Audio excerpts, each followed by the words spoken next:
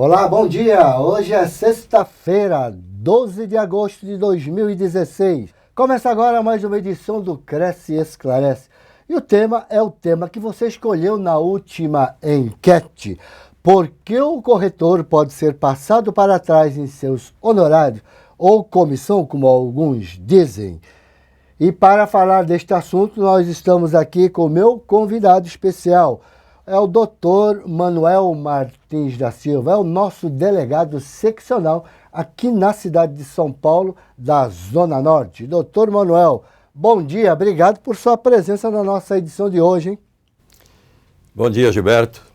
Muito obrigado aí pelo convite. É uma satisfação participar de tão valioso evento, a informação para o corretor de imóvel, que é muito importante. Agradeço a todos, agradeço ao presidente, ao Cresce, pela oportunidade de participar. Bom dia a todos. Você já foi passado para trás? Quem lhe passou a perna? Foi o comprador? Foi o vendedor? Foi um colega seu de profissão? Conte pra gente a sua experiência. Como é que você se sentiu sendo passado para trás? Olha, você nunca foi passado para trás? Será? Será que você nunca deu uma rasteira em você mesmo? No nosso bate-papo nós vamos descobrir tudo isso, ok, minha gente? Já que nós vamos falar sobre passado para trás, nada melhor do que nós falarmos do quê? Honorários, né? Tem muita gente, muito colega ainda fala comissão. Será que está certo? Na minha opinião, nós devemos estar usando sempre essa palavra honorário. Nós somos profissional liberal. O profissional liberal, ele cobra honorário. Não é esse doutor Manuel, advogado, também cobra honorário, não é isso? Perfeito, Gilberto. Honorários é o termo usado e deve ser usado em todo compromisso que é feito com o proprietário. Você que trabalha com imóvel, que se dispõe a vida toda em relação a isso, é o seu sustento, então deve ser considerado como honorários. Falando aí de passado para trás, na verdade todos nós somos passados para trás no mesmo momento e por nós mesmos, despreparados, falta de conhecimento, falta de instrução. Então procure sempre se instruir, o Cresce dispõe de muita ferramenta para isso e existe o apoio também para que se possa fazer dos colegas. As delegacias foram criadas para facilitar e para ajudar a cada corretor a cada momento. E cada colega que for procurado, ele tem sim a obrigação e dá a oportunidade de transmitir conhecimento. Isso é muito importante. Eu tive várias situações que eu estava despreparado, eu acabei reconhecendo isso, não me envergonho de falar que a culpa foi minha mesmo, porque as pessoas querem, muitas vezes, não todos os proprietários, nem todos os colegas, nem todos, enfim, não vamos generalizar, mas nós temos a tendência aí de sofrer esse tipo de problema. Mas é o despreparo, porque se você contrata, se você tem um compromisso formal, facilita até para cobrar isso no judiciário. Se você não se prepara, você não tem essa condição e não pode reclamar depois. Você foi o próprio derrotado, né? Então, vamos tratar de tomar conhecimento, vamos se preparar melhor, que isto, se já preparado, acontece, e aí sim vamos buscar o direito sobre isso, infelizmente não vai ter um resultado positivo. Doutor Manuel falou em Cresce, eu vou colocar no plural, Cresce. Todos os Cresce do Brasil, eles estão colaborando demasiadamente, bastante com os corretores brasileiros. Os Cresce colaboram com você, colega corretor. Se aproxime ao seu Cresce, ok? Fazendo reciclagem, enfim, tudo que o colega corretor precisa, os Cresce têm colaborado. Você precisa vir para o meio. Não adianta ficar do lado de fora somente, não é, como estilingue, atirando pedra na vidraça. Participe, chegue junto ao seu Cresce. Você tem todas as ferramentas que você precisa para o seu dia a dia. Então vamos falar da tabela do honorário. Essa tabela se refere à tabela aqui do Cresce São Paulo, que é a tabela do sindicato homologada pelo Cresce de São Paulo, né? Imóveis urbanos vai de 6 a 8, rural de 6 a 10, industrial de 6 a 8, venda judicial. Vamos pensar em quê? Imóvel da Caixa, imóvel retomado, adjudicado da Caixa Econômica Federal, da Engeia, 5%. E lá tem a nota na tabela. A nota 1, ela diz, nas permutas, os honorários serão devidos, respectivamente, por todos os proprietários, minha gente. Não tem, então, isso é muita dúvida dos colegas corretores. Então, na permuta, as duas partes terão que pagar. Ambos estão se desfazendo do seu bem. E quando está se desfazendo, é através de escritura.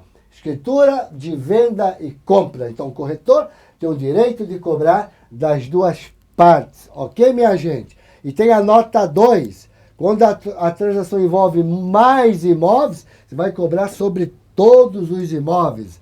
A nota 3, olha lá, hein? Importantíssimo. Você está vendendo imóvel, que ele está com financiamento ativo em um agente financeiro. Você vai cobrar os honorários pelo valor total do imóvel. Então, tem gente que tem essa dúvida, tem colega que tem essa dúvida. Vou cobrar como é que eu cobro? É pelo que se deve de financiamento? Não, é pelo valor da transação. Esquece quanto a pessoa deve, esquece o saldo devedor. Porque se você está vendendo imóvel de 500 mil, tem um saldo de 200, vai cobrar por 500 mil reais, ok? E não por 200, ok? A nota 4 que ela diz aqui, ó.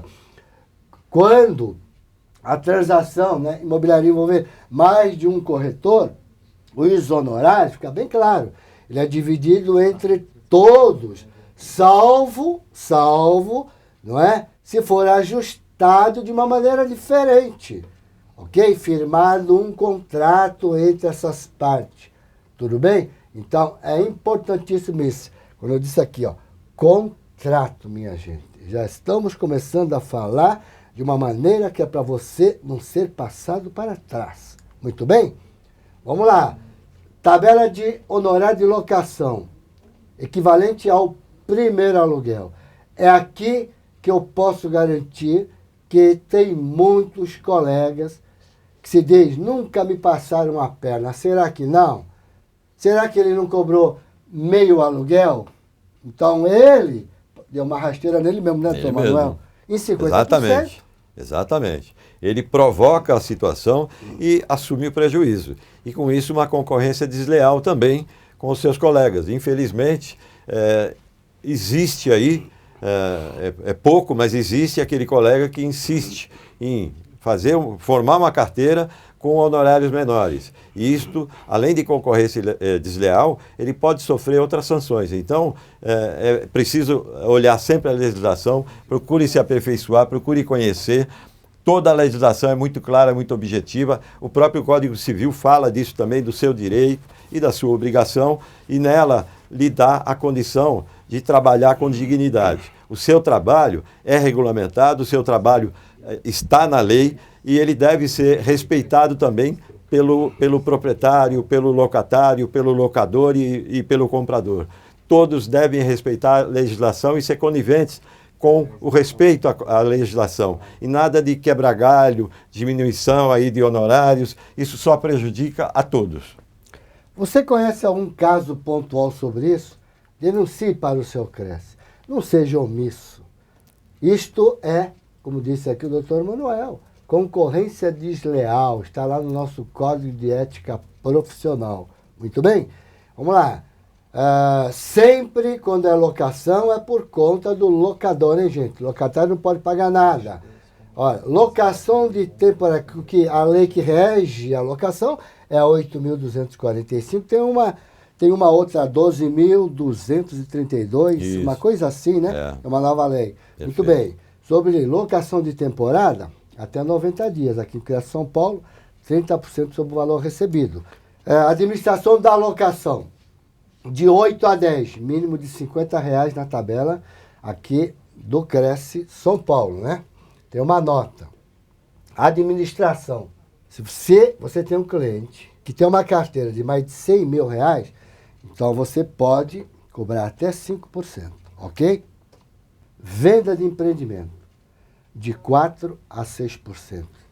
É uma prática comum, né? Essa diferença até pela possibilidade e pela quantidade de negociação. Então pode ser menor, a legislação prevê isto. Mas, na verdade, o que se pratica aí ainda é diferente, não existe a conscientização de todos, do empreendedor, do construtor, da empresa imobiliária que também trabalha numa situação diversa e não deve, né? Nós não temos na mão aí, se tivéssemos, iríamos também tomar providência aí, porque na verdade nós precisamos sim obedecer para ter um trabalho mais digno e ser mais respeitado, né? Não estão incluídas aí os percentuais acima, as despesas de promoção de publicidade em geral. Enfim, nós temos aí um pouco de distorção. Não vamos dar detalhes, cada um que busque a legislação, se atualize e não receba qualquer importância. A presidência sempre está falando a esse respeito. Não se sujeite a 0,5% de comissão, a 0,8% de comissão, isso não é comissão. Isso é uma remuneração injusta pelo que você se preparou, pelo que você se dispõe a fazer. Então procure negociar isso e procure trabalhar num percentual melhor e dentro da legislação. E continuando aqui no nosso slide, a administração de condomínio, sobre o valor arrecadado, isso, de 5 a 10, mínimo de 850, aqui na nossa tabela. Compra, autorização expressa, procura de imóveis. Então a pessoa me contrata para me buscar o imóvel no mercado para ele, de acordo com as características que ele procura. Então, eu posso cobrar de 6% a 8%. Loteamento, olha lá, o estudo, organização, vendas diárias para loteamento urbano, de 6% a 8%, rural, de 6% a 10%. Tem uma nota aqui, também não está incluído aí a questão da promoção, da publicidade, não é isso, doutor Manuel? Perfeito. Vou mais além ainda, que é necessário sempre, em todas essas situações, a contratação, a formalidade, para que fique claro que nós não somos eternos. Então, tratamos um grande negócio ou um pequeno negócio, formalize isso, passe isso a valer um documento que tenha a oportunidade de todos aqueles que estão envolvidos na negociação, tenham a oportunidade de dar continuidade nisto e responder por cada feito durante o trabalho. E seguindo aqui no nosso slide, olha aí, remuneração dos serviços prestados. Isso aqui é importantíssimo.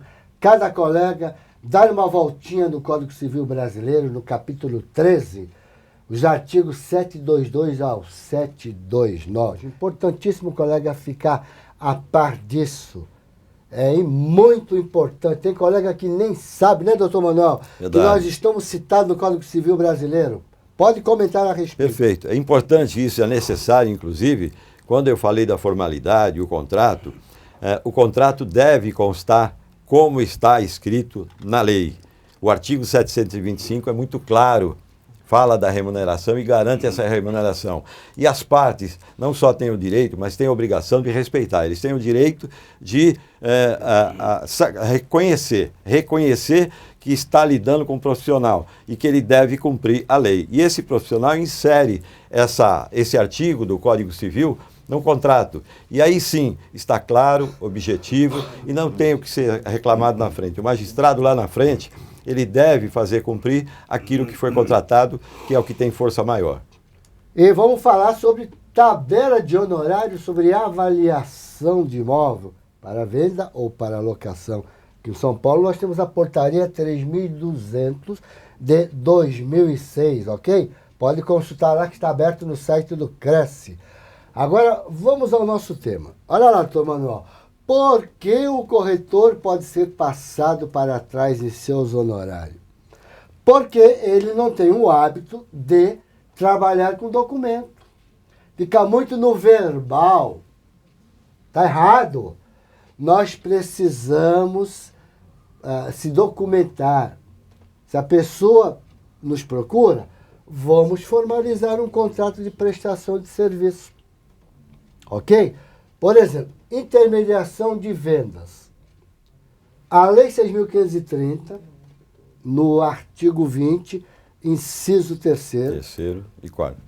Ela diz que nós precisamos ter a autorização por escrito. Ali já é uma garantia do corretor de imóvel. Muitas vezes vai evitar futuras dor de cabeça. Vai ficar o armário, coloca lá. Porque se ele retirar, não é você que mentiu ou omitiu. Está lá escrito, você tem como provar que ele disse que vai ficar os armários, não é? Locação, avaliação, assessoria imobiliária. Então vamos pegar aqui, ó. Vendedor, o proprietário, né? Artigo 20, inciso 3º da Lei 6.500. Essa é a sua garantia. Porque com isso você nunca vai ser passado para trás, né, doutor Manuel? Perfeito. Isso é também muito interessante e é oportuno, que na verdade nós tínhamos aí o costume de fazer um simples contato, obter uma informação, sim, eu aceito ou não aceito. Isso também não é possível. A internet hoje viabilizou a oportunidade de se fazer a troca de e-mails. Também não é interessante. O necessário é que se faça um contrato realmente, se imprima isso, se leve até o cliente, se converse, se negocie isso e aí sim você tem uma garantia lá no seu arquivo, porque a internet apaga, ou some o DVD, ou some o arquivo, enfim, infinitas coisas. O documento no papel, ele estará lá no arquivo, só se pegar fogo no prédio, mas aí também é uma exceção. Mas você tem um documento que você pode juntar em qualquer outro procedimento e fazer com que isso aconteça, com que seja cumprido isso também. Então, contrate. Mande o office boy, mande o motoqueiro, se você não pode ir pessoalmente. Eu tenho o costume de ir pessoalmente no cliente, conversar. Ainda ontem, e fiquei lá quase 2 horas na casa do cliente, ele entendeu tudo, aceitou, admitiu, assinou, e aí sim, você tem uma garantia de que você foi contratado e esse cliente tem a garantia que você está disposto e preparado a fazer o que tem que fazer. Isso é muito importante. Faça isso que você não vai se arrepender. Procure atender à legislação, se atualizar e fazer com que o seu trabalho seja respeitado. Muito bem.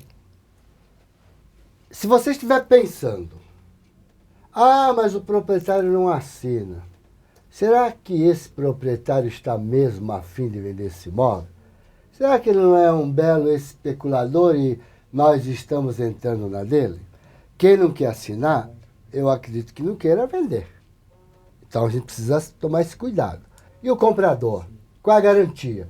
Eu saio mostrando imóvel para ele sem nenhum documento? Ele tem que me assinar na ficha de visita que ele viu comigo esse imóvel. Essa é a minha garantia. E pode colocar lá, porque se ele comprar diretamente com o proprietário, é ele que vai pagar os meus honorários. Ok? Então ele não vai abusar de mim. Aqui está a minha garantia. Ele não quer assinar, não mostra. Ué, somos profissional. Nós é que mandamos no negócio, não é o comprador, não é o vendedor. Nós somos os intermediadores, nós estamos prestando serviço. O negócio tem que estar nas nossas mãos, a rédea tem que estar nas nossas mãos. Então, se ele não quer assinar, não vai ver. Simplesmente isso. Qual é o problema? Não é? Será que essa pessoa não está mal intencionada? Vamos já começar a colocar um pé para trás.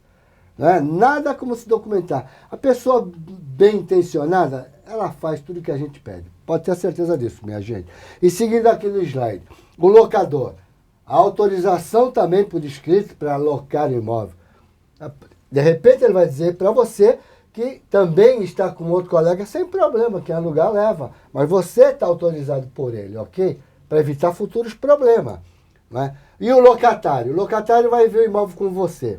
Muito bem. Você pode fazer a ficha de visita, claro, e deve.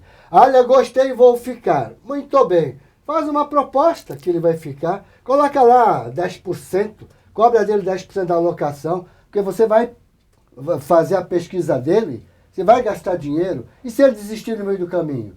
Coloca lá na declaração, não é, que ele vai perder esse dinheiro se ele desistir. Você reservou o imóvel para ele, ele vai desistir, você está gastando dinheiro. Não vai, ele tem que repor o dinheiro que você gastou. Tá certo? Não podemos perder dinheiro, nós estamos para ganhar dinheiro.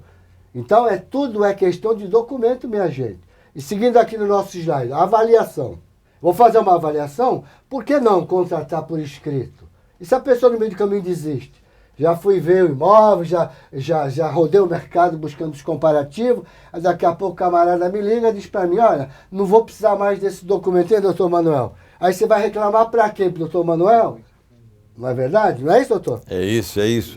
É muito interessante isso, porque as pessoas têm a necessidade ou até o desespero de saber o quanto vale o seu imóvel, ou até de alugar, porque ele está sendo despejado de outro lugar. Isso é uma questão também interessante para um outro dia, um outro assunto aí, mas deve sim contratar, porque muitas vezes até é fora da sua cidade, é fora do seu estado, e aí você perdeu a viagem, você perdeu tempo, né? Então, procure pesquisar, procure saber exatamente o que é, qual é o interesse da pessoa, se ele tem documentos, se ele faz parte daquilo, para que você não perca tempo nem no telefone. Nem no telefone, você não pode ter tempo. Você tem que acordar cedo, você tem que abrir o seu escritório cedo e começar a trabalhar e começar a pensar em tudo isso. É importante que você se dedique, senão não terá sucesso. Se não cumprir a legislação, se não cumprir as regras mínimas de contato com o cliente, de respeito com o cliente, de dedicação ao que faz, pode esquecer, mude de profissão. Assessoria geral. Você nunca foi contratado para tirar certidão para uma determinada pessoa? Já pode cobrar uma taxinha dele adiantada a título de sinal, mas faça o documento, porque você vai gastar. Depois, se ele não quiser lhe remunerar, como é que fica? Tá certo? Pelo menos, se vale a pena, você vai brigar na justiça por tão pouco. Mas pelo menos você vai estar documentado. Você já pode cobrar dele 50%, pode cobrar até tudo de uma vez. Ok? Mas sempre vamos cobrar alguma coisa que é para a gente configurar aquele contrato. Beleza, minha gente? Então, tudo isso é importante. Não quer ser passado para trás? Tem que se documentar. Não tem outro caminho. Não existe outro milagre. É documento. Ah, essa pessoa não quer assinar a autorização. Então, não faça, não pegue esse imóvel para vender, deixa ele vender sozinho, não é verdade? E normalmente eu digo para os meus corretores o seguinte: o proprietário, ele anuncia sozinho, não é? Aí, quem liga, na maioria das vezes, dá uma 100 ligação por dia, são corretores de imóvel tentando fazer captação. O cara não vai aguentar de ficar atendendo o telefone dele. Na próxima vez ele vai procurar um profissional corretor de imóvel porque não aguenta. E eu ainda falo, liga, vamos perturbar que nunca mais anunciar sozinho, não é? Não, uma dica boa tá aí, não é verdade? Perfeito, perfeito. O proprietário, na sua grande maioria, aquele que trabalha com isso, é o construtor, ele tem a possibilidade, e ele sabe disso, a oportunidade de compensar as despesas necessárias para que ele não se envolva nisso. Então, ele é obrigado a apresentar certidões, ele é obrigado a apresentar uma série de documentos e tem um gasto com isso. Ele deve sim passar. E é uma importância tão irrisória em relação ao patrimônio que está disponibilizando, que o corretor pode assumir essa assessoria, deve fazer, até para ter a certeza, porque está também no código a obrigação de tomar conhecimento da documentação, da legalidade do imóvel, da regularidade da construção e assim por diante. Ele tendo isto, ele pode sim fazer a negociação e deve cobrar antecipado pelo menos essa assessoria que é a inicial. Mas isso já deve estar no contrato de venda e compra, deve estar inserido lá quem vai assumir a responsabilidade das certidões. É do proprietário, mas o trabalho pode ser do corretor e pode ser cobrado antecipadamente. Até a própria comissão está aproximado, está fechado o negócio, depende só de uma escritura, o direito já foi adquirido, a aproximação e a realização já está ali. Então ele deve, se não foi acordo, faça um acordo para tentar dar o sustento à sua família. É o seu salário, a sua remuneração. Os honorários servem para isso, para manter. E o seu trabalho praticamente já foi feito. Eu tenho por costume acompanhar até a escritura. Já tive casos, problemas de inventário, problemas de situações diversas, de acompanhar até a escritura depois de 3, 4 anos. Faço isso desde o começo do meu trabalho, desde o começo da minha vida profissional como corretor. Por quê? As partes têm mais o que fazer e nós temos a facilidade de poder dar essa assessoria, cobrar, acompanhar tudo. O advogado lá está trabalhando, ele está fazendo, vai demorar, ele depende de uma série de situações, depende de terceiros e as pessoas não sabem o que faz, não sabem como faz uma escritura, aonde vai buscar, que cartório, onde tem que tirar a certidão. Então esse profissional ele tem que estar preparado para toda essa situação e não é de graça. Os 3 anos que se passaram, 4 anos que se passaram, a cada coisa que precisava as pessoas me pagavam. Por quê? Porque eles sabiam que tinha necessidade. Sempre colaborei com as partes, sempre colaborei com os advogados, com todos aqueles. Aliás, é importante dizer, Se alguém tem dúvida, traga seu advogado, traga, insira lá no contrato o nome dele também, faça com que ele participe, que ele assuma a obrigação com o cliente dele. Isso é importante. Não venha reclamar depois que foi passado para trás. Está tudo bem claro, bem objetivo, e se não tiver, procure o profissional. Tanto faz o corretor quanto o advogado, para certas situações, o advogado dentro da área dele e o corretor dentro da própria área, né? E com isso só terá sucesso. Contratar por escrito, o que vai acontecer? Vai minimizar teu problema. Você tem que demonstrar profissionalismo, trabalhar com documento. Não importa se é o vendedor, se é o comprador, se é o locador, se é o locatário, se é seu vizinho, se é seu parente, principalmente parente, hein, minha gente? Amigo, é a imobiliária, colega seu. Vamos fazer sempre um trabalho de acordo. Então, eu generalizando, eu posso citar o seguinte, ó. A linguagem é uma fonte de mau entendimento, viu, doutor Manuel? Perfeito. E, ó, mau entendimento traz constrangimento. Já pensou? Você tem que ficar discutindo com um parente, aí você tem uma amizade, você desfaz a amizade por mal entendido. Põe no papel que evita todo esse tipo de problema, não é? Eu disse, eu não disse. O famoso disse, não disse. Coloca no papel. Seguindo aqui, ó. O escrito elimina o achismo, né? Eu acho. E eu vou soltar um vídeo aqui para a gente falar da questão do achismo, tudo bem? Vamos soltar aqui, ó. Lembre-se, ó, o risco é seu. Além de demonstrar amadorismo, exercício profissional, ok? Trabalhar mais ou menos não dá muito certo, não. E nós fizemos aqui, ó, em todas as estradas aqui no estado de São Paulo, nós temos essa... Lembre-se, imóvel só com corretor. Você está tomando chapéu ainda? No pleno século XXI?